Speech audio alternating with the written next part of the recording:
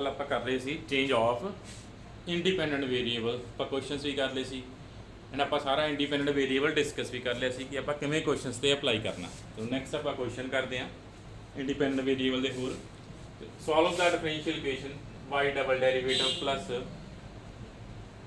tan x minus 1 square y derivative minus n into n minus 1 secant 4x y is equal to 0। आप ये differential equation solve करनी है। चलो solve the differential equation. सब तो पहला की करते हैं अपना फर्स्ट स्टेप की होंगे आप जो स्टैंडर्ड फॉर्म आ सैकंड ऑर्डर की वो कंपेयर करके पी क्यू आर की वैल्यू फाइंड करते हैं। पी की वैल्यू अपने को की आ गई tan x माइनस 1 का स्क्वायर, क्यू की वैल्यू की आ गई minus n into n minus 1 secant 4x and r कितना आ गया 0 आ गया एंड आर अपने को कितना आ गया 0 आ गया। फिर आप करना है डिपेंडेंट वेरिएबल चेंज कर देना, sorry independent variable, change the independent variable.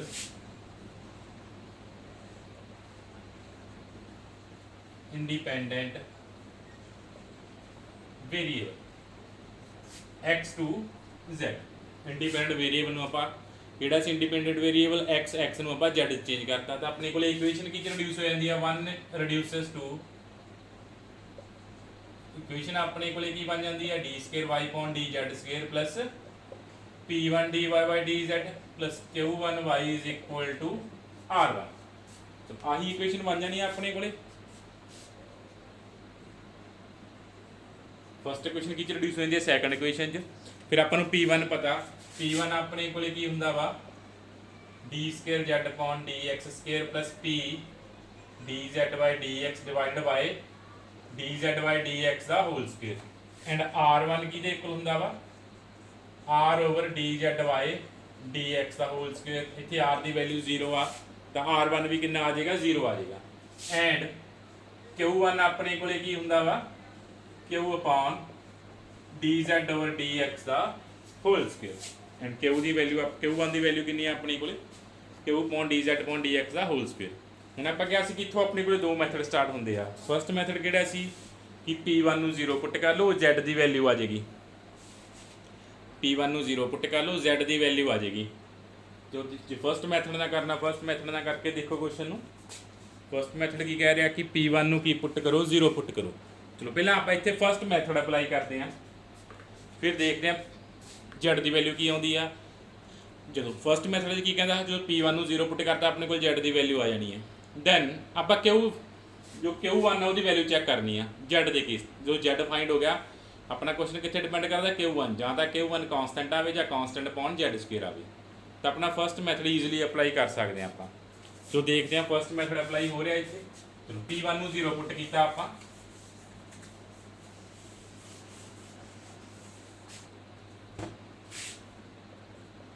Put P1 is equal to 0 एक ही इंप्लाइज कर रहा है Z की वैल्यू आ जाती है अपने को की e की पावर इंटैग्रल माइनस P dx ना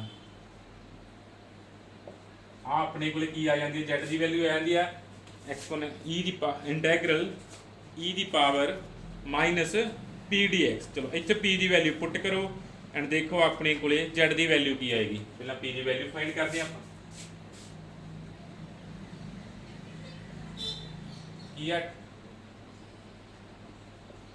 tan x माइनस 1 का स्क्वेयर है अपने को वैल्यू कितनी पई आ tan x माइनस 1 का स्क्वेयर पिया वा। स्क्वेयर एक्सपेंड कर दिए tan square x plus 1 minus 2 tan x tan square x plus 1 minus 2 tan x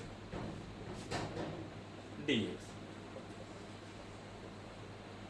तो 1 प्लस tan स्क्वेयर x की देख लूँगा सीकेंट स्क्वेयर x की secant square x minus 2 tan x dx secant square x minus 2 tan x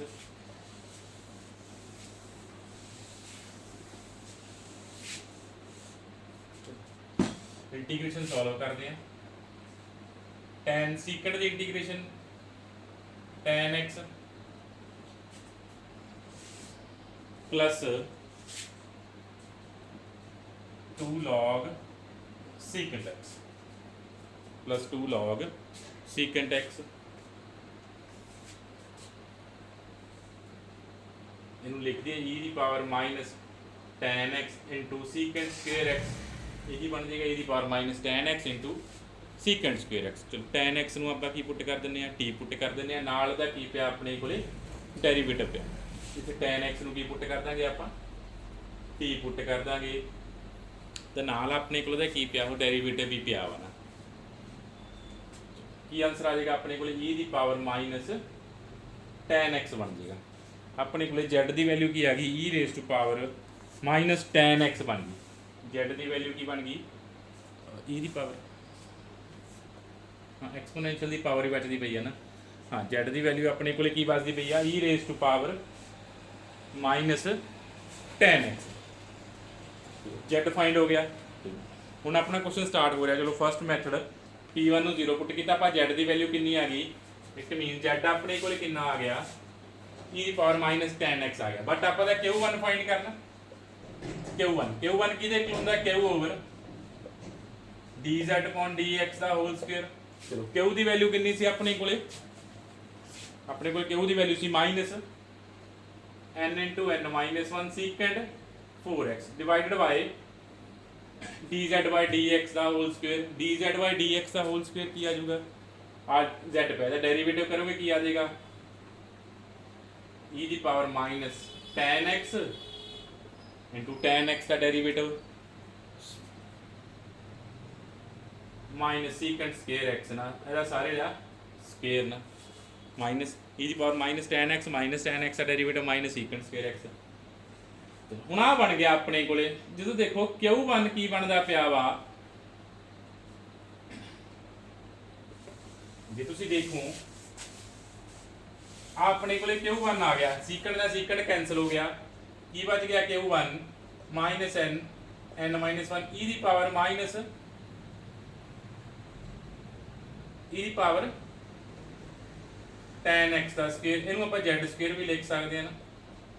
ਆ z ਦੀ value ਆਈ ਸੀ ਆਪਣੀ ਕੋਲ e ਦੀ ਪਾਵਰ ਮਾਈਨਸ tan x, ਇਹ ਆਪਣੇ ਕੋਲ ਕਿਹਦੀ ਵੈਲਿਊ ਸੀ, z, e ਦੀ ਪਾਵਰ ਮਾਈਨਸ tan x ਬਚ ਗਿਆ ਸੀ, ਉਹ ਕੀ ਆ z ਦੇ ਇਕੁਅਲ, ਤੈਨੂੰ ਦੁਬਾਰਾ z ਪੁੱਟ ਕਰ ਸਕਦੇ ਹਾਂ। ਤਾਂ q1 ਆਪਣੇ ਕੋਲ ਦੇਖੋ ਕੀ ਆ ਗਿਆ, ਕਾਂਸਟੈਂਟ ਅਪੋਨ z ਸਕੁਅਰ ਬਣ ਗਿਆ। q1 ਆਪਣੇ ਕੋਲੇ ਕੀ ਬਣ ਗਿਆ, ਕਾਂਸਟੈਂਟ ਅਪੋਨ z ਸਕੁਅਰ ਬਣ ਗਿਆ। ਤਾਂ ਆਪਾਂ ਫਸਟ ਮੈਥਡ ਕੁਐਸਚਨ ਤੇ ਅਪਲਾਈ ਹੋ ਸਕਦਾ ਸੀ, ਤੇ ਇਸ ਕੁਐਸਚਨ ਤੇ ਫਸਟ ਮੈਥਡ ਵੀ ਅਪਲਾਈ ਹੋ ਸਕਦਾ ਸੀ। therefore q1 ਫਾਈਂਡ ਹੋ ਗਿਆ, 2 reduces to 2 ਕਿੱਥੇ ਰਿਡਿਊਸ ਹੋ ਗਈ, d square y upon dz square. q ਦੀ ਵੈਲਿਊ ਕਿੰਨੀ ਆ ਗਈ, z square y is equal to r1 ਕਿੰਨਾ ਸੀ 0। ਹੁਣ ਇਹਨੂੰ ਸੋਲਵ ਕਰ ਲਓ। ਇਹ ਆਪਣੇ ਕੋਲੇ ਕੀ ਬਣ ਜਾਣੀ ਹੈ, z ਸਕੁਅਰ ਨਾਲ ਮਲਟੀਪਲਾਈ ਕਰੋਗੇ ਤਾਂ ਕੌਚੀ ਇਕੁਏਸ਼ਨ ਬਣ ਜਾਣੀ ਹੈ। ਦੇਖ ਲਓ ਠੀਕ ਹੈ, ਜਦੋਂ q1 ਨੇ ਕਾਂਸਟੈਂਟ ਆਉਣਾ ਉਦੋਂ ਕਾਂਸਟੈਂਟ ਕੋਐਫੀਸ਼ੀਐਂਟ ਵਾਲੀ ਇਕੁਏਸ਼ਨ ਬਣਨੀ ਆ। ਜੇ q1 ਕੀ ਆਇਆ, ਕਾਂਸਟੈਂਟ ਅਪੋਨ z ਸਕੁਅਰ ਆਇਆ, ਤਾਂ ਆਪਣੇ ਕੋਲੇ ਕੌਚੀ ਇਕੁਏਸ਼ਨ ਬਣਨੀ ਆ, ਉਹ ਆਪਾਂ ਨੂੰ ਸੋਲਵ ਕਰਨੀ ਆਉਂਦੀ ਆ। ਤਾਂ ਤੁਸੀਂ ਇਹਨੂੰ ਈਜ਼ੀਲੀ ਸੋਲਵ ਕਰ ਸਕਦੇ ਹੋ, ਤੁਸੀਂ ਆਹ ਵਾਲੇ ਨੂੰ ਈਜ਼ੀਲੀ ਸੋਲਵ ਵੀ ਕਰ ਸਕਦੇ ਹੋ। ਸੋਲਵ ਕਰਨਾ ਸੋਲਵ ਕਰ ਲਿਓ। ਤਾਂ ਕੀ ਆ ਗਿਆ ਆਪਣੇ ਕੋਲੇ, z square d square y upon dz square minus n minus 1 y is equal to 0। ਇਹ ਆਪਣੇ ਕੋਲੇ ਕੀ ਬਣ ਗਈ, ਕੌਚੀਸ ਇਕੁਏਸ਼ਨ ਬਣ ਗਈ ਨਾ। ਨੰਬਰ 3 ਦੇ ਦਿੰਦੇ ਆ। ਇਹ ਆਪਣੀ ਕੋਲ ਕੀ ਬਣ ਚੁੱਕੀ ਆ, ਕੌਚੀ ਇਕੁਏਸ਼ਨ ਆਪਾਂ ਨੂੰ ਸੋਲਵ ਕਰਨੀ ਆਉਂਦੀ ਆ। ਚਲੋ ਕਿਵੇਂ ਸੋਲਵ ਕਰਦੇ ਆ ਆਪਾਂ, z d ਨੂੰ ਕੀ ਪੁੱਟ ਕਰ ਦਾਂਗੇ, theta z square, d square ਨੂੰ ਕੀ ਪੁੱਟ ਕਰ ਦਾਂਗੇ, ਥੀਟਾ ਮਾਈਨਸ 1 ਚ ਨਾ। ਹੁਣ ਇੱਥੇ ਪਹਿਲਾਂ ਹੀ ਆਲਰੇਡੀ z ਚੱਲਦਾ ਪਿਆ ਵਾ, ਤਾਂ ਇੱਥੇ ਆਪਾਂ ਨੂੰ z ਨੂੰ ਕੁਝ ਹੋਰ ਪੁੱਟ ਕਰਨਾ ਪੈਣਾ, ਯਾਨੀ ਕਿ ਇੱਥੇ ਆਪਾਂ ਨੂੰ z ਨੂੰ ਪੁੱਟ ਕਰਨਾ ਪੈਣਾ। ਜਿਵੇਂ ਆਪਾਂ ਕੌਚੀ ਚ ਉੱਥੇ x ਹੁੰਦੀਆਂ ਨੇ, x into d ਸਕੁਅਰ ਹੁੰਦਾ, x d ਹੁੰਦਾ, ਉੱਥੇ ਆਪਾਂ x, ਇੱਥੇ z ਨੂੰ ਕੁਝ ਪੁੱਟ ਕਰਨਾ ਪੈਣਾ, e ਦੀ ਪਾਵਰ t ਚ ਪੁੱਟ ਕਰ ਲਓ। ਚਲੋ ਠੀਕ ਆ, ਵੇਅਰ ਜਿਹੜਾ ਥੀਟਾ ਵਾ ਉਹ ਕੀ ਆ, dy dt ਆ ਨਾ, ਯਾਦ ਰੱਖਿਓ ਇਸ ਕੇਸ ਚ, ਕਿਉਂਕਿ ਸਾਰੇ ਵੇਰੀਏਬਲ ਚੇਂਜ ਹੋ ਰਿਹਾ। ਆਪਾਂ ਵੇਰੀਏਬਲ ਚੇਂਜ ਕਰਤੇ, ਇਹਨੂੰ ਕੌਚੀ ਚੇਂਜ ਕਰਦੀ, z ਨੂੰ ਚੇਂਜ ਕਰਨਾ ਪੈਣਾ। ਆ ਕੌਚੀ ਇਕੁਏਸ਼ਨ ਬਣੀ ਸੀ ਇਨ ਟਰਮ ਆਫ yz ਸੀ ਨਾ, ਤਾਂ ਆਪਾਂ ਕੌਚੀ ਇਕੁਏਸ਼ਨ ਚ ਕਿਹੜਾ ਵੇਰੀਏਬਲ ਚੇਂਜ ਕਰਦੇ, ਇੰਡੀਪੈਂਡੈਂਟ ਵੇਰੀਏਬਲ ਚੇਂਜ ਕਰਦੇ ਆ, ਤਾਂ ਆਪਾਂ z ਨੂੰ ਚੇਂਜ ਕਰਦਾ e ਦੀ ਪਾਵਰ t ਚ। ਤਾਂ ਹੁਣ ਇਹਨੂੰ ਸੋਲਵ ਕਰ ਲਓ। ਕੀ ਬਣ ਜਾਣਾ ਆਪਣੇ ਕੋਲ, ਇਹ 3 ਤੋਂ theta minus 1 minus n minus 1 y is equal to 0। Theta square minus theta minus n minus 1 y is equal to 0। ਹੁਣ ਆਪਾਂ ਨੂੰ ਆ ਇਕੁਏਸ਼ਨ ਸੋਲਵ ਕਰਨੀ ਪੈਣੀ ਆ ਇਕੁਏਸ਼ਨ ਤੁਸੀਂ ਸੋਲਵ ਕਰ ਲੈਣੀ ਹੈ ਕੀ ਆਏਗੀ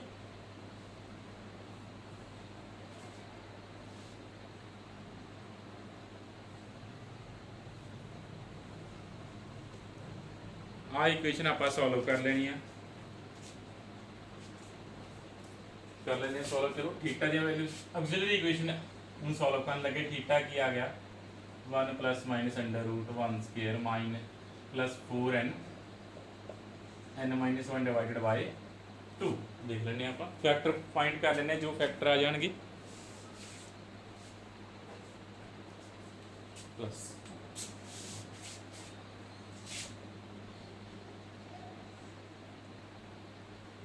4n square minus 4n plus 1 divided by 2 देख लो अंदर अपने को की बन सकता वा 2n माइनस 1 का स्क्वायर बन जाएगा मे बी अपने को की बन जाएगा 2n माइनस 1 का स्क्वायर था तो की आ गया 1 प्लस माइनस 2n माइनस 1 बन गया देख लो अंदर अपने को 2n minus under root 2n minus 1 का स्क्वायर आ रहा वा जी आ रहा था ठीक है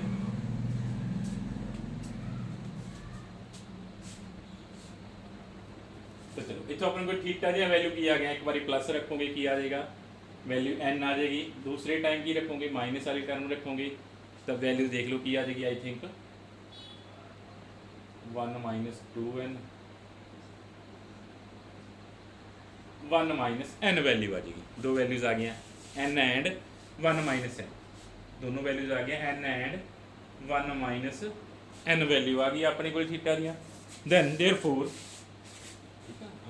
ध्यान नाल चेंज करियो इत्थे कॉची इक्वेशन नूं होर ना इत्थे तुसीं एक्स डी होई लिखी जाए एक्स डी नूं थीटा एक्स स्क्वायर डी इत्थे D square D Z square D square बनिया होया वा तां करके आपां पुट कीता सी जेड नूं नवें वेरीएबल जेड नूं चेंज करना आपां इत्थे होर ना होवे तुसीं एक्स नूं ही पुट एक्स नूं दी पावर जेड पुट करी चलियो एक्स तां आपां पहिलां सॉल्व कर चुके हैं वेरीएबल नवां वेरीएबल जेड आ गया सी in term of z Cauchy equation बनी सी तुहानूं कॉची चेंज किवें करना ये सोचना तुसीं नवा वेरीएबल जेड नूं की पुट करता एक्सपोनेंशियल पुट करता ए दी पावर टी च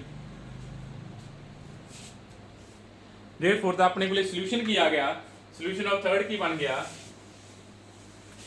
तो की बन गया अपने को y is equal to theta दी वैल्यू की है n and minus c1 e दी power nz oh sorry nt ना याद देखो की होना c1 e दी पावर nt आना क्योंकि सारी इक्वेशन नूं आपां थीटा चेंज कर चुके सी आपां दस्सिया थीटा विद रिस्पेक्ट टू की आ z नूं t चेंज कर चुके सी प्लस c2 e दी पावर 1 माइनस nt ना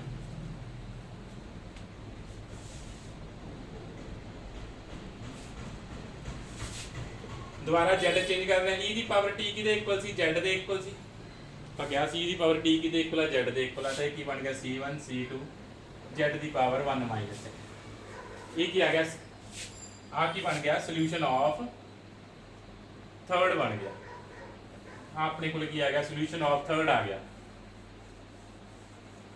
बट आप दा सॉल्यूशन गिवन इक्वेशन दा फाइंड करना y दी वैल्यू फाइंड करनी इन term of x therefore solution of 1 की आ जाएगा z दी वैल्यू कितनी है e दी पावर माइनस z दी वैल्यू कितनी है e दी power minus tan x c1 e दी power minus n tan x plus c2 e दी power n minus 1 tan x तो z दी आप दोबारा वैल्यू पुट करती की है z दी वैल्यू e दी power minus tan x e दी पावर माइनस tan x ਹੁਣ ਜਿਹੜਾ ਇਹ ਕੁਐਸਚਨ ਸੀ ਇਹਨੂੰ ਆਪਾਂ ਦੂਸਰੇ ਮੈਥਡ ਨਾਲ ਵੀ ਕਰ ਸਕਦੇ ਹਾਂ ਸੇਮ ਕੁਐਸਚਨ ਸੀ ਜਿਹੜਾ ਆਪਣੇ ਕੋਲੇ ਇਹਨੂੰ ਆਪਾਂ ਹੁਣ ਸੈਕੰਡ ਮੈਥਡ ਨਾਲ ਵੀ ਕਰਦੇ ਹਾਂ ਠੀਕ ਹੈ ਦੋਨੋਂ ਮੈਥਡ ਨਾਲ ਹੀ ਮੈਂ ਕੁਐਸਚਨ ਕਰਵਾ ਦਿੰਦਾ ਇਹ ਚਲੋ ਆਪਣੇ ਕੋਲੇ ਸੈਕੰਡ ਮੈਥਡ ਵੀ ਹੈ ਇਸ ਕੁਐਸਚਨ ਨੂੰ ਕਰਨ ਦਾ ਕਿਹੜਾ ਕੁਐਸਚਨ ਕਰ ਰਹੇ ਸੀ ਆਪਾਂ y double derivative plus tan x minus 1 square y derivative n n minus 1 secant 4xy is equal to 0 dependent variable change कर दे change x to z x to z change किया अपने को इक्वेशन की चेंज होती है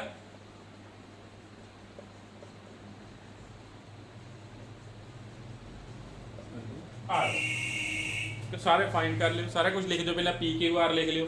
आप already लिख चुके हैं ना क्वेश्चन च। ਇਹਦਾ दूसरा पार्ट करना गया मीन आप सैकेंड वे ਨਾਲ क्वेश्चन करन लगे हैं जी। ठीक है, सैकेंड वे ਨਾਲ भी क्वेश्चन कर लिए, हुण आप कुछ फर्स्ट वे ਨਾਲ कर लिए बहुत सारे क्वेश्चन आप आ सेम क्वेश्चन आप सैकेंड वे ਨਾਲ करके देखते हैं कि हो रहा या नहीं। R1 का डायरेक्टली की आ जाएगा, R कितना 0 देयरफॉर R1 0 आ गया। हुण सैकेंड मैथड अप्लाई करते हैं। सैकेंड मैथड की कहता सी कि Q1 ਨੂੰ ਆਪਾਂ ਕੀ ਪੁੱਟ ਕਰਨਾ, ਸਮ ਸੂਟੇਬਲ ਕਨਸਟੈਂਟ ਪੁੱਟ ਕਰਨਾ। Q1 ਕਿਹਦੇ ਕੀ ਹੁੰਦਾ, Q upon dz upon dx ਦਾ ਹੋਲ ਸਕੁਅਰ ਹੁੰਦਾ। ਮੀਨਸ ਆਪਣੇ ਕੋਲੇ dz upon dx ਦਾ ਹੋਲ ਸਕੁਅਰ ਕਿਹਦੇ ਇਕੁਅਲ ਆ ਜਾਂਦਾ, Q upon Q1 ਆ ਜਾਂਦਾ ਨਾ। ਪਹਿਲਾਂ ਇਹਨੂੰ ਸਭ ਪਹਿਲਾਂ ਆਪਾਂ ਕੀ ਪੁੱਟ ਕਰਨਾ, ਸੌਰੀ ਇਹਨੂੰ ਸੈਕੰਡ ਮੈਥਡ ਇਹ ਕਹਿੰਦਾ ਕਿ ਆਪਾਂ Q1 ਨੂੰ ਸਮ ਸੂਟੇਬਲ ਕਨਸਟੈਂਟ ਪੁੱਟ ਕਰਨਾ।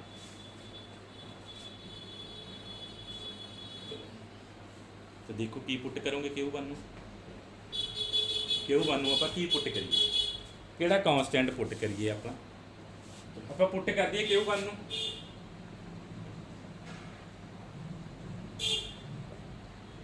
-n into n minus 1 Q1 ਨੂੰ ਪੁੱਟ ਕਰ ਦਈਏ -n into n minus 1 ਕਿਉਂਕਿ ਇੱਥੇ Q ਦੀ ਵੈਲਿਊ ਦੇਖੋ ਪਹਿਲਾਂ, Q ਦੀ ਵੈਲਿਊ ਕਿੰਨੀ ਹੈ ਆਪਣੇ ਕੋਲੇ, Q ਕਿੰਨਾ ਆਪਣੇ ਕੋਲੇ -n into ਜੇ ਆਪਾਂ Q ਦੀ ਵੈਲਿਊ ਦੀ ਗੱਲ ਕਰੀਏ, Q ਆਪਣੇ ਕੋਲੇ ਕਿੰਨਾ ਵਾ -n into n minus 1 secant 4x। ਜ਼ਿਆਦਾਤਰ ਤੁਸੀਂ ਦੇਖਣਾ ਇਹਦੇ ਨਾਲ ਕੋਈ ਟਰਮ ਪ੍ਰੈਜ਼ੈਂਟ ਆ, ਜ਼ਿਆਦਾ ਨੂੰ ਰਿਮੂਵ ਕਰ ਦੇਣਾ ਟਰਮ ਨੂੰ, ਕੋਸ਼ਿਸ਼ ਇਹੀ ਹੁੰਦੀ ਹੈ। ਇਹਨੂੰ ਰਿਮੂਵ ਕਰ ਦਾਂਗੇ ਤਾਂ ਆਪਾਂ ਕਨਸਟੈਂਟ ਕੀ ਚੂਜ਼ ਕਰ ਲੈਣਾ, -n into n minus 1 choose ਕਰ ਲੈਣੇ ਨਾ ਅਕੋਰਡਿੰਗ ਟੂ ਕੁਐਸਚਨ। ਕਿਉਂਕਿ ਇੱਥੇ ਆਪਾਂ ਸਕੁਅਰ ਰੂਟ ਲੈਣਾ, ਸਕੁਅਰ ਰੂਟ 'ਚ ਨੈਗੇਟਿਵ ਟਰਮ ਨਾ ਆਵੇ, ਇੱਕ ਇਹ ਵੀ ਗੱਲ ਯਾਦ ਰੱਖਣਾ ਕਿਉਂਕਿ ਇਹ ਇਮੈਜਨਰੀ ਨਾ ਬਣੇ, ਆਪਣੇ ਕੋਲ ਨੰਬਰ ਇਮੈਜਨਰੀ ਨਾ ਬਣੇ। तो इस करके आप नैगेटिव पहले आ Q च नैगेटिव होना सी। जिवें इत्थे आप कोई कॉन्स्टेंट होर चूज कर लेंदे, मान लो तुसीं K चूज कर लेंदे ना, कॉन्स्टेंट का कोई भी चूज कर सकते हो सूटेबल ना। मान लो जे K चूज कर लेंदे, आ स्क्वेयर ने आ Q की वैल्यू नैगेटिव सीगी तो अंडर रूट जो आना सी उन्हें इमेजनरी दे देना सी, आप इमेजनरी नंबर भी खत्म करने हैं। तो आप इत्थे कॉन्स्टेंट सूटेबल की चूज कर लिया -n into n minus 1 Q1 put करता, इसकी वैल्यू कितनी है n minus 1 secant 4x ना। Q1 जो सूटेबल कॉन्स्टेंट तुसीं पुट करना, उत्थों आप वैल्यू फाइंड करनी है। तो इत्थों अपने को वैल्यू आ गई, आ कैंसल होगी ना टर्म, secant 4x आ गया ना। जाल एक तो रैशनल नंबर घट 1 क्योंकि फिर इंटीग्रेशन करनी टफ हो जानी है। Rational J function of x आ गया, जिवें इत्थे secant कुछ होर हुंदा, इत्थे secant 4 आ, जो आप दोनों पासे अंडर रूट लिया secant 4 ने secant स्क्वेयर बन जाना, ईजिली सॉल्व हो जाना। ठीक है, बहुत ध्यान रखना तुसीं जे इत्थे तुसीं कॉन्स्टेंट कोई होर चूज कर ले, मान लो इत्थे तुसीं K रख लेंदे ते इहदी value secant 4x over -n into n minus 1 उत्ते K रह जाना सी, वो टर्म बच जानी सी। वो कॉन्स्टेंट का कोई चक्कर नहीं हैगा, आपां दा नैगेटिव टर्म रिमूव करने की खातर नैगेटिव च नंबर ले लिया। इत्थे भावें तुसीं -K रख लो तां भी क्वेश्चन हो जाना वा, थोड़ा कंप्लीकेटेड हो जाऊगा। नैक्सट ते आपां वो कंप्लीकेशन तो बचन लिए पहले ही टर्म रिमूव कर दी, कॉन्स्टेंट इहदे इक्वल चूज कर लिया। ठीक है, कोई भी कांस्टेंट सूटेबल कांस्टेंट चूज करना अकॉर्डिंग टू क्वेश्चन, ये याद रखियो। तो अपने को की आ गया इथों dz upon dx की वैल्यू की आ गई secant स्क्वायर x आ गई। इट मीन z कितना आ जाएगा, दोनों पास इंटीग्रेशन कर दो, z कितना आ गया tan x आ गया। इस केस z की वैल्यू कितनी आई है, tan x आई है। जो फस्ट मैथड किया Z की वैल्यू होर आई सी, दोनों सेम नहीं होनी, याद रखियो एक गल। ठीक है, दोनों डिफरेंट मैथड ने, एक फस्ट मैथड है, एक सैकेंड मैथड है चेंज ऑफ इंडिपेंडेंट वेरीएबल। ठीक है, अकॉर्डिंग टू क्वेश्चन तुसीं अप्लाई कर लेनी है। उस मे भी सैकेंड मैथड ना क्वेश्चन ज़्यादा ईजी हो, हाँ ज़्यादा ईजी हो गया, देख लो। बस उन्होंने सूटेबल कॉन्स्टेंट तुसीं चूज करना वा अपने according to you. Z find हो गया, Z तो बाद फिर आप देखना P1 की आया वा ना, Z तो बाद फिर आप देखना P1। ये लिए आप Q1 ਨੂੰ कॉन्स्टेंट पुट करते तो P1 देखते हैं, ये P1 कॉन्स्टेंट आना चाहिए, ये कंडीशन आ। सिर्फ और सिर्फ P1 की आवे या सैकेंड मैथड की कॉन्स्टेंट आवे प्लस P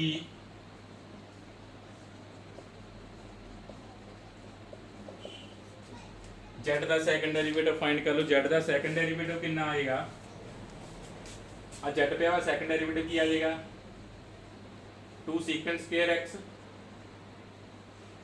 tan x ना p की वैल्यू कितनी आ tan x माइनस 1 का स्क्वायर डेरिवेटिव कितना आ गया secant square x divided by की आ जाएगा सीकेंड स्क्वायर x का होल स्क्वायर।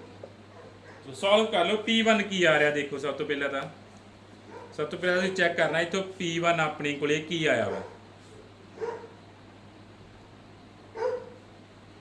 चलो सीकेंड स्क्वायर कॉमन कर दो सीकेंड स्क्वायर कैंसिल हो जाएगा। चलो अपने को की बन जाना है 1 बचे ना ये फाइंड कर ले थोड़े को की आ जाऊगा 1 आ जाऊगा रिकॉर्डिंग 1 नहीं आ रहा शायद हाँ 2 tan x कैंसिल हो गया 1 + tan square x upon secant square x बनता है ओके की आ जाऊगा 1 आ जाऊगा देयरफॉर P1 अपने को की आ गया कांस्टेंट आ गया P1 अपने को की आ गया कांस्टेंट आ गया तो सेकंड मेथड आप अप्लाई कर सकते हैं देयरफॉर 2 इंप्लाइज सेकंड इक्वेशन की रिड्यूस होगी d square y upon dz square plus P1 कितना आया 1 Q1 ਨੂੰ ਆਪਾਂ ਕੀ ਚੂਜ਼ ਕੀਤਾ ਸੀ Q1 ਦੀ ਵੈਲਿਊ ਆਪਾਂ ਚੂਜ਼ ਕਰ ਚੁੱਕੇ ਹਾਂ ਕਿੰਨੀ -n * n - 1 ਨਾ ਦੇਖੋ ਆਪਾਂ ਚੂਜ਼ ਕੀਤਾ ਸੀ ਨਾ ਕਿ Q1 ਨੂੰ ਸੂਟੇਬਲ ਕਾਂਸਟੈਂਟ ਪੁੱਟ ਕਰ ਦਿਓ Q1 ਦੀ ਵੈਲਿਊ ਆ ਚੁੱਕੀ ਹੈ ਆਪਣੇ ਕੋਲੇ ਕਿੰਨੇ ਚੂਜ਼ ਕੀਤਾ ਸੀ -n * n - 1 r1 ਕਿੰਨਾ ਵਾ 0 ਹੁਣ ਨੰਬਰ 3 ਆ ਇਕੁਏਸ਼ਨ ਆਪਾਂ ਸੋਲਵ ਕਰਨੀ ਹੈ ਇਹਦੇ ਚ ਆਲਵੇਜ਼ ਸੈਕੰਡ ਮੈਥਡ ਜਿਹੜੀ ਇਕੁਏਸ਼ਨ ਆ ਉਹ ਆਲਵੇਜ਼ ਕਿਚ ਚੇਂਜ ਹੋ ਜਾਣੀ ਆ equation with constant coefficient change ਹੋਣੀ ਆ ਜੋ ਸੈਕੰਡ ਮੈਥਡ ਆ ਉਹ ਚ ਜੋ ਇਕੁਏਸ਼ਨ ਆ ਉਹ ਆਲਵੇਜ਼ ਕਿਹਦੇ ਚ ਚੇਂਜ ਹੋਣੀ ਆ equation with constant coefficient change ਹੋਣੀ ਆ ਦੇਖ ਲਓ ਆ ਇਕੁਏਸ਼ਨ ਬਣ ਗਈ ਆਪਣੇ ਕੋਲੇ equation with constant coefficient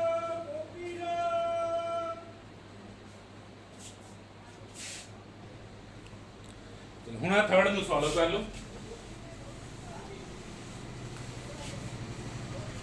auxiliary equation लिखो तो ऑक्सिलरी इक्वेशन की आ जाएगी d square plus d minus n n minus 1 is equal to 0 तो d दी वैल्यूज फाइंड कर लो minus n and I think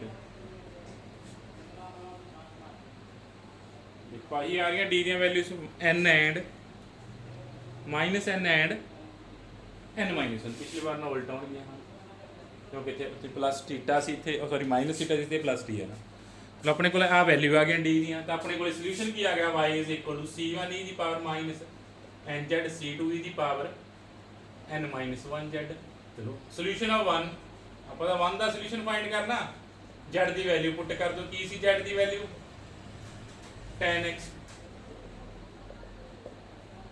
solution दोनों केसेस सेम आ गया देख लो सोल्यूशन दोनों केस अपने को की आ गया सेम आ गया मैथड दोनों डिफरेंट अप्लाई किए बट सोल्यूशन अपने को की आ गया सेम आ गया मे भी दोनों मैथड का सोल्यूशन चेंज भी हो सकता मॉडिफिकेशन करके इक्वल हो सकते हैं दोनों सोल्यूशनस ठीक है मॉडिफिकेशन तो बाद इक्वल हो सकते हैं जरूरी नहीं थोड़ा हर बार दोनों मैथड जो तुम अप्लाई करो सोल्यूशन सेम आएगा कई बार मॉडिफिकेशन की जरूरत होती है कोई ना कोई फार्मूले किसी को चेंज करना पैंदा वा तो दोनों सोल्यूशन सेम आ सकते हैं जे नहीं आए तो घबराना नहीं और थोड़ी मॉडिफिकेशन की जरूरत होएगी उस क्वेश्चन च बाकी तुसी मैथड का एक ही अप्लाई करना क्वेश्चन करने लगे ये तो आप कराता कि मैथड कई बार समझते दोनों मैथड भी अप्लाई हो जाते कई बार एक ही अप्लाई होंगे कई बार ठीक है ना तो नेक्स्ट क्वेश्चन करते हैं solve the differential equation x y double derivative minus y derivative minus 4x cube y is equal to 8x cube sine x square solve the sine x square बाकी देख लेंगे आप साइन स्क्वायर एक्स आ जाए sign x square फिलहाल इतने की है sine x का whole square solve the differential equation solve the differential equation चलो सब तो पहला स्टैप अपने को की है कि आप पी क्यू आर फाइंड कर लिया चलो पी की वैल्यू की आ गई अपने को -1 अपॉन एक्स क्यू की value -4x square and R की value 8x square sine x square सब तो पहला स्टैंडर्ड फॉर्म ना कंपेयर करना पी क्यू आर की वैल्यू फाइंड करनी है चलो पी क्यू आर की वैल्यू फाइंड होगी चेंज एक्स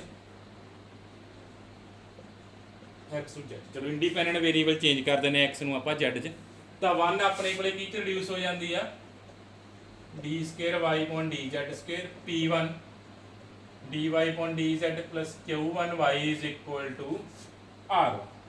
जो इंडिपेंडेंट वेरीएबल चेंज करते हैं अपने को इक्वेशन की रिड्यूस हो जाती है, सैकंड इक्वेशन रिड्यूस हो जाती है। ਆਪਾਂ ਨੂੰ P1 ਵੀ ਪਤਾ ਕੀ ਹੈ, Q1 ਵੀ ਪਤਾ ਕੀ ਆ, R1 ਵੀ ਪਤਾ ਕੀ ਆ। ਚਲੋ ਹੁਣ ਫਸਟ ਮੈਥਡ ਨਾਲ ਤਾਂ ਆਪਾਂ ਕੁਐਸਚਨ ਕਰ ਚੁੱਕੇ ਹਾਂ, ਤੁਸੀਂ ਇਹ ਤੇ ਕੁਐਸਚਨ ਤੇ ਅਪਲਾਈ ਕਰਕੇ ਦੇਖ ਲੈਣਾ ਫਸਟ ਮੈਥਡ ਅਪਲਾਈ ਹੋ ਰਿਹਾ ਜਾਂ ਨਹੀਂ ਹੋ ਰਿਹਾ। ਠੀਕ ਹੈ, ਆਪਾਂ ਸੈਕੰਡ ਮੈਥਡ ਨਾਲ ਕਰਦੇ ਹਾਂ ਕੁਐਸਚਨ।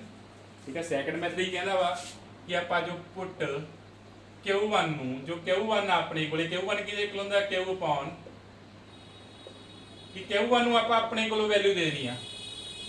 ਸੈਕੰਡ ਮੈਥਡ ਕੀ ਕਹਿੰਦਾ ਵਾ कि Q1 ਨੂੰ ਆਪਾਂ ਆਪ ਚੂਜ਼ ਕਰਨਾ। ਕੀ ਚੂਜ਼ ਕਰਨਾ, some suitable constant according to Q ਦੇ ਅਕੋਰਡਿੰਗ ਆਪਾਂ ਸੂਟੇਬਲ ਕਨਸਟੈਂਟ ਚੂਜ਼ ਕਰਨਾ ਵਾ। ਅਕੋਰਡਿੰਗ ਟੂ Q ਆਪਾਂ ਕੀ ਚੂਜ਼ ਕਰਨਾ ਵਾ, ਸਮ ਸੂਟੇਬਲ ਕਨਸਟੈਂਟ ਚੂਜ਼ ਕਰਨਾ। Q ਦੀ ਵੈਲਿਊ ਕਿੰਨੀ ਆ, -4x² ਆ।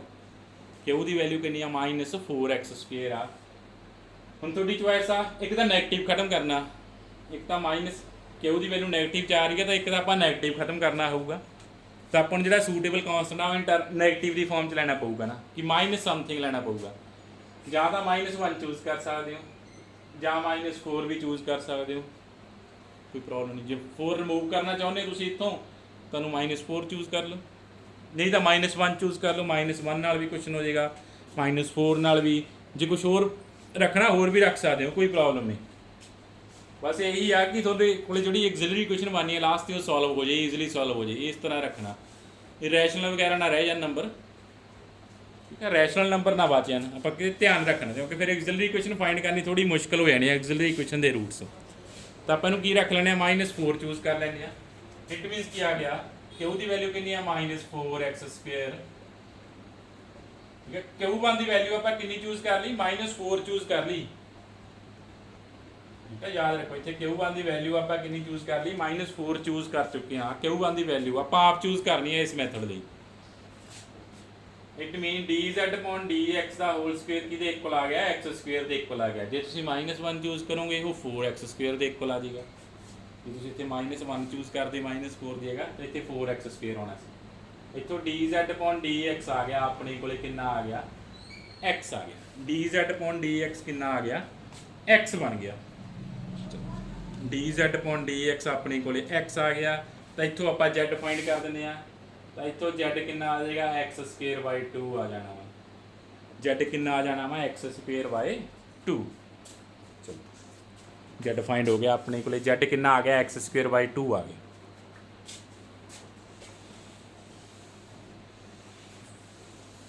ਇਸ ਮੈਥਡ ਦੀ ਆਪਾਂ ਕੀ ਚੈੱਕ ਕਰ ਦਿੰਦੇ ਆ। ਚਲੋ z ਦਾ ਫਾਈਂਡ ਹੋ ਜਾਣਾ ਦੋਨੋਂ ਮੈਥਡਸ ਨਾਲ। ਜਿਹੜਾ ਸੈਕੰਡ ਮੈਥਡ ਆ ਉਹਦੇ ਲਈ ਆਪਾਂ P1 ਦੇਖਣਾ, P1 ਆਲਵੇਜ਼ ਕਾਂਸਟੈਂਟ ਆਵੇ। ਜੋ P1 ਆ ਉਹ ਆਲਵੇਜ਼ ਕੀ ਆਵੇ, ਕਾਂਸਟੈਂਟ ਆਵੇ। P1 ਕੀ ਹੁੰਦਾ ਆਪਣੇ ਕੋਲੇ, d² z upon dx² plus P dz upon dx divided by dz by dx ਦਾ ਹੋਲ ਸਕੁਅਰ। ਆ ਹੁੰਦਾ ਆਪਣੇ ਕੋਲੇ P1। ਚਲੋ ਵੈਲਿਊ ਫਾਈਂਡ ਕਰਦੇ ਆ। ਪਹਿਲਾਂ ਤਾਂ z ਦਾ ਡਬਲ ਡੈਰੀਵੇਟਿਵ ਫਾਈਂਡ ਕਰਦੇ ਆ। z ਦਾ ਡਬਲ ਡੈਰੀਵੇਟਿਵ ਕਿੰਨਾ ਆ ਜਾਣਾ, 1 ਆ ਜਾਣਾ। p ਦੀ ਵੈਲਿਊ ਕਿੰਨੀ ਆ, -1/x ਸੀ। ਹਾਂ, p ਦੀ ਵੈਲਿਊ -1/x ਸੀ।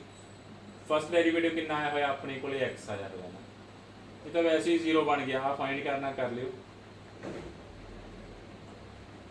p1 ਆਪਣੇ ਕੋਲੇ ਕਿੰਨਾ ਆ ਗਿਆ, 0 ਆ ਗਿਆ। p1 ਕਿੰਨਾ ਆ ਗਿਆ, 0 ਬਣ ਗਿਆ। ਚਲੋ ਇਹਦਾ ਮਤਲਬ p1 ਕਾਂਸਟੈਂਟ ਆ ਚੁੱਕਿਆ।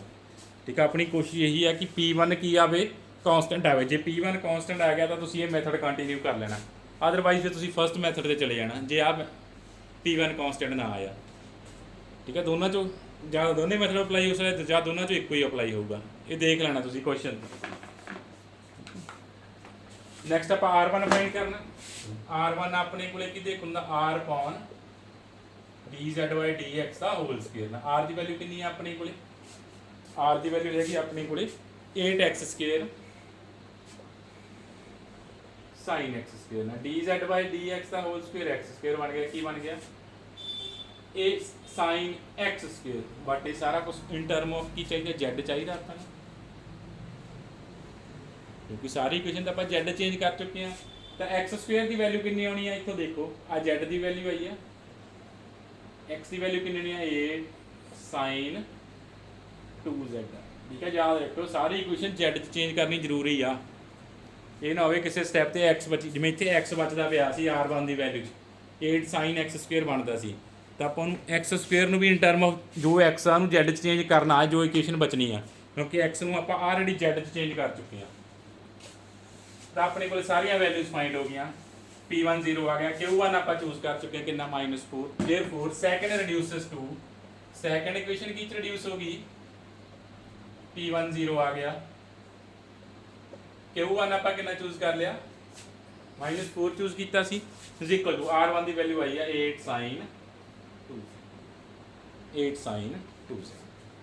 ਤੈਨੂੰ ਐਕਸਿਲਰੀ ਇਕੁਏਸ਼ਨ ਤੇ ਲਿਖ ਲਓ ਕੀ ਆ ਗਿਆ ਆਪਣੇ ਕੋਲੇ d² - 4y is equal to 8 sin 2। ਆ ਇਕੁਏਸ਼ਨ ਬਣ ਗਈ, ਤਗੜੇ ਨੂੰ ਸੋਲਵ ਕਰ ਲਓ। ਦੇਖ ਲਓ ਸਾਰੀ ਇਕੁਏਸ਼ਨ Z ਚ ਆ ਸੀ, ਠੀਕ ਹੈ। ਇੱਥੇ x ਨਹੀਂ ਬਚਣਾ ਚਾਹੀਦਾ, x ਨੂੰ ਪੁੱਟ ਕਰਨਾ ਇਨ ਟਰਮ ਆਫ Z, ਜੇ ਤੁਹਾਡੇ ਕਿਤੇ x ਬਚ ਰਿਹਾ ਹੋਊਗਾ। ਤਾਂ ਇੱਥੋਂ ਆਪਣੇ ਕੋਲ ਸਭ ਤੋਂ ਪਹਿਲਾਂ ਕੰਪਲੀਮੈਂਟਰੀ ਫੰਕਸ਼ਨ ਫਾਈਂਡ ਕਰਾਂਗੇ। ਕੀ ਆ ਜਾਏਗਾ c1e ਦੀ ਪਾਵਰ 2z ਪਲੱਸ c2e ਦੀ ਪਾਵਰ -2z। ਫਿਰ ਆਪਾਂ ਫਾਈਂਡ ਕਰਨਾ ਪਾਰਟੀਕੂਲਰ 1/d² - 4 8 sin 2z। ਆਪਾਂ ਪਾਰਟੀਕੂਲਰ ਫਾਈਂਡ ਕਰਦੇ ਹਾਂ, ਕੀ ਆਊਗਾ ਆਪਣੇ ਕੋਲੇ ਪਾਰਟੀਕੂਲਰ ਇੰਟੈਗਰਲ ਕੀ ਆਉਣਾ ਆਪਣੇ ਕੋਲੇ 1/d² - 4 8 sin 2z। ਰਿਪਲੇਸ ਕਰਦੇ ਹਾਂ ਆਪਾਂ, d² ਨੂੰ ਕਿਹਦੇ ਨਾਲ ਰਿਪਲੇਸ ਕਰਨਾ, ਮੈਥਡ ਕੀ ਆ -4 ਨਾਲ ਰਿਪਲੇਸ ਕਰ ਦੇਣਾ। ਚਲੋ ਕਿੰਨਾ ਆ ਗਿਆ ਇਹ -sin 2z ਬਣ ਜਾਣਾ। ਆਪਣੇ ਕੋਲੇ ਪਾਰਟੀਕੂਲਰ ਇੰਟੈਗਰਲ ਕੀ ਆ ਗਿਆ -sin 2z ਬਣ ਗਿਆ। देयरफॉर y ਦੀ ਵੈਲਿਊ ਕੀ ਆ ਗਈ ਕੰਪਲੀਮੈਂਟਰੀ ਫੰਕਸ਼ਨ ਪਲੱਸ ਪਾਰਟੀਕੂਲਰ। ਇਹ ਤਾਂ ਆਪਣੇ ਕੋਲ ਕਿਹਦਾ ਸੋਲੂਸ਼ਨ ਆ ਗਿਆ, ਥਰਡ ਇਕੁਏਸ਼ਨ ਦਾ ਸੋਲੂਸ਼ਨ ਆ ਗਿਆ ਨਾ। y ਦੀ ਵੈਲਿਊ ਆਪਣੇ ਕੋਲੇ ਫਾਈਂਡ ਹੋਗੀ ਇਨ ਟਰਮ ਆਫ z। ਜਦੋਂ y ਦੀ value in term of find ਹੋਗੀ ਤਾਂ ਆਪਾਂ ਸੋਲੂਸ਼ਨ ਗਿਵਨ ਇਕੁਏਸ਼ਨ ਦਾ ਸੋਲੂਸ਼ਨ ਲਿਖ ਦੇਣਾ, ਸੋਲੂਸ਼ਨ ਆਫ 1 ਗਿਵਨ ਇਕੁਏਸ਼ਨ ਦਾ ਸੋਲੂਸ਼ਨ ਕੀ ਆ ਜਾਏਗਾ c1e ਦੀ ਪਾਵਰ 2z। z ਦੀ ਵੈਲਿਊ ਕਿੰਨੀ ਸੀ ਦੇਖ ਲਓ, z ਦੀ ਵੈਲਿਊ ਆਪਣੇ ਕੋਲ ਆਈ ਸੀ x² 2 ਆਈ ਸੀ ਨਾ। z ਦੀ ਵੈਲਿਊ ਕਿੰਨੀ ਆਈ ਸੀ x² ਤਾਂ ਆਪਣੇ ਕੋਲ ਕੀ ਆ ਗਿਆ ਗਿਵਨ ਇਕੁਏਸ਼ਨ ਦਾ ਸੋਲੂਸ਼ਨ ਆ ਗਿਆ। ਤੇ ਆਪਣੇ ਕੋਲ ਕੀ ਬਣ ਗਿਆ solution of given equation.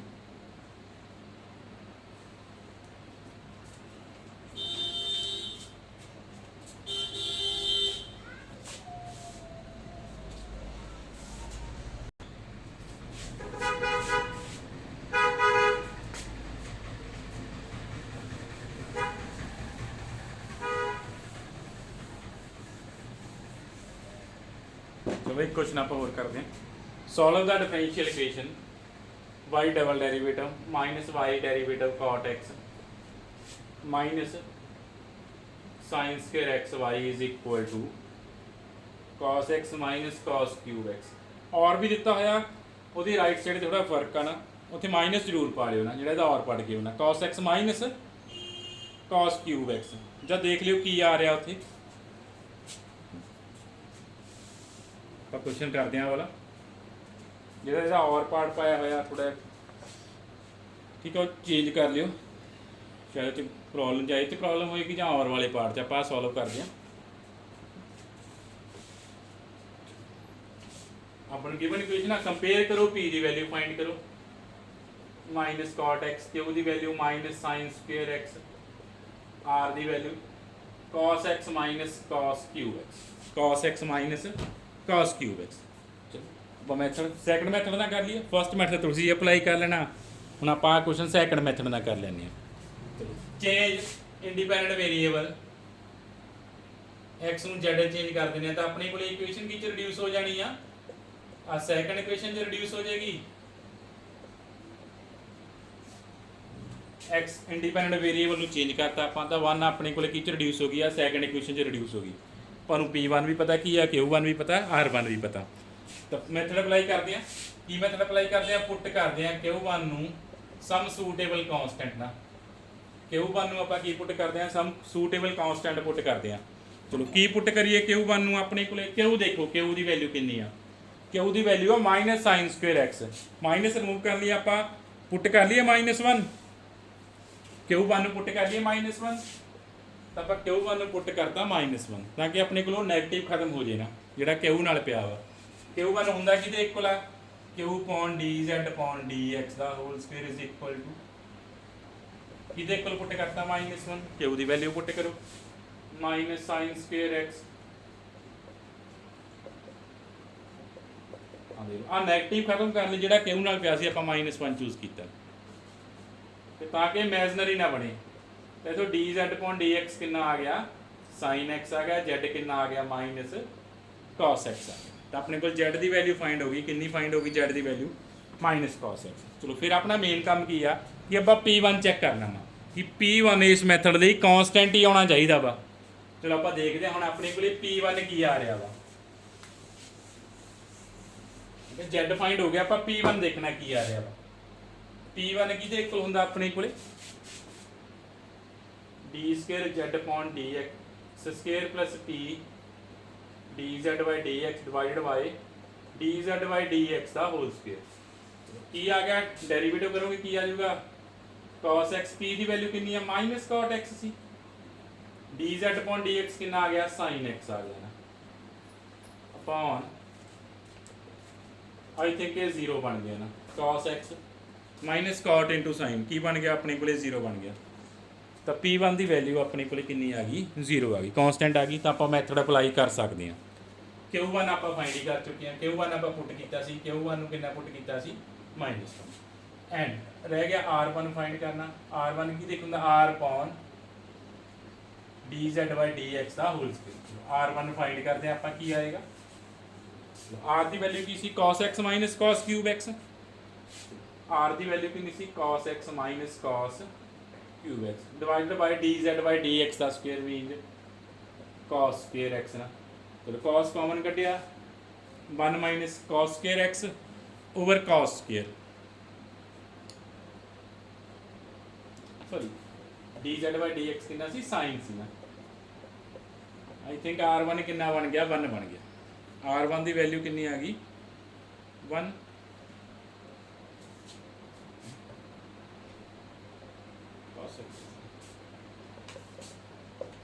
R1 की वैल्यू अपने को कितनी आ जाएगी cos x कॉमन कटिया तो cos x बन गई ना एंड cos x आपको पता therefore r cos x की इक्वल माइनस z के इक्वल आप z की वैल्यू फाइंड की थी z की वैल्यू कितनी आई सी माइनस cos x आई सी इसका मतलब cos R1 की वैल्यू z च होनी चाहिए cos x चेंज कर देने z च कितना आ गया माइनस z आ गया की आ गया अपने को minus z therefore 2 reduces to 2 की रिड्यूस होगी d square y upon D z square P1 की वैल्यू कितनी आ गई 0 ठीक है मैथड दी P1 कांस्टेंट होना जरूरी है Q1 की वैल्यू आप कितनी चूज की है -1 इज इक्वल टू R1 की वैल्यू -z तो अपने को आ इक्वेशन बन गई उन्हें इस इक्वेशन को सॉल्व कर लो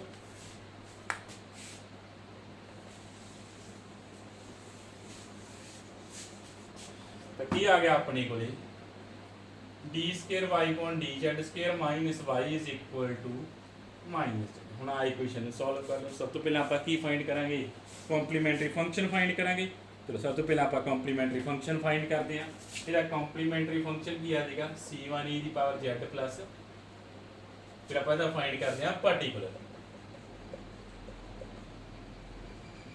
ऑपरेट ऑन माइनस z अपन पता बाइनोमियल अप्लाई हो जानी है नेगेटिव कॉमन कर दी हाँ नेगेटिव कॉमन हो गया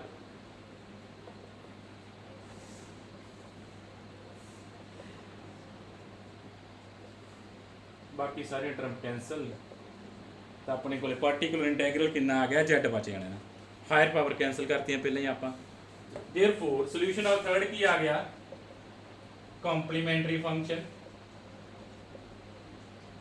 प्लस पर्टिकुलर तो अपने को थर्ड का सॉल्यूशन फाइंड हो गया बट आप पता सॉल्यूशन की फाइंड करना फर्स्ट का तो फर्स्ट का सॉल्यूशन की आ जाएगा z की वैल्यू कितनी है माइनस cos x z की वैल्यू पुट कर दो तो अपने को की आ गया सॉल्यूशन ऑफ फर्स्ट आ गया ये अपने को की आ गया सॉल्यूशन ऑफ फर्स्ट बन गया ये सी अपने को method change of independent variable. ਆਪਾਂ ਦੋਨੋਂ ਮੈਥਡਸ ਨਾਲ ਕੁਐਸਚਨ ਕਰ ਲਈ। ਇਹਦੇ ਦੋ ਮੈਥਡ ਸੀਗੇ, ਫਸਟ ਸੀ ਐਂਡ ਸੈਕੰਡ ਸੀ। ਠੀਕ ਹੈ, ਜ਼ਰੂਰੀ ਨਹੀਂ ਕੁਐਸਚਨ ਦੇ ਦੋਨੋਂ ਮੈਥਡ ਹੀ ਅਪਲਾਈ ਹੋਣ, ਕਈ ਵਾਰ ਹੋ ਵੀ ਸਕਦੇ ਆ, ਕਈ ਵਾਰੀ ਨਹੀਂ ਵੀ ਹੋਣਗੇ। ਜੇ ਆਪਾਂ ਨੂੰ ਇੰਡੀਪੈਂਡੈਂਟ ਵੇਰੀਏਬਲ ਨਾਲ ਕੁਐਸਚਨ ਕਰਨਾ ਗਿਵਨ ਆ ਕਿ ਇੰਡੀਪੈਂਡੈਂਟ ਵੇਰੀਏਬਲ ਹੀ ਆਪਾਂ ਅਪਲਾਈ ਕਰਨਾ, ਤਾਂ ਤੁਸੀਂ ਸੋਚਣਾ ਕਿਹੜਾ ਮੈਥਡ ਅਪਲਾਈ ਕਰੀਏ। ਜੇ ਇੱਕ ਮੈਥਡ ਨਾ ਅਪਲਾਈ ਹੋਇਆ ਫਿਰ ਸੈਕੰਡ ਮੈਥਡ 'ਤੇ ਚਲੇ ਜਾਇਓ। ਠੀਕ ਹੈ, ਦੋਨੋਂ ਮੈਥਡ ਦੀਆਂ ਕੰਡੀਸ਼ਨਸ ਨੇ, ਆਪਾਂ ਦੱਸ ਚੁੱਕੇ ਹਾਂ ਕੀ ਕੀ ਕੰਡੀਸ਼ਨਸ ਨੇ। ਹੁਣ ਆਪਣਾ ਇੱਕ ਮੈਥਡ ਰਹਿ ਗਿਆ ਰਿਡਕਸ਼ਨ ਆਫ ਆਰਡਰ। ਨੈਕਸਟ 2 ਦਿਨਾਂ 'ਚ ਆਪਾਂ ਰਿਡਕਸ਼ਨ ਆਫ ਆਰਡਰ ਕਰਾਂਗੇ।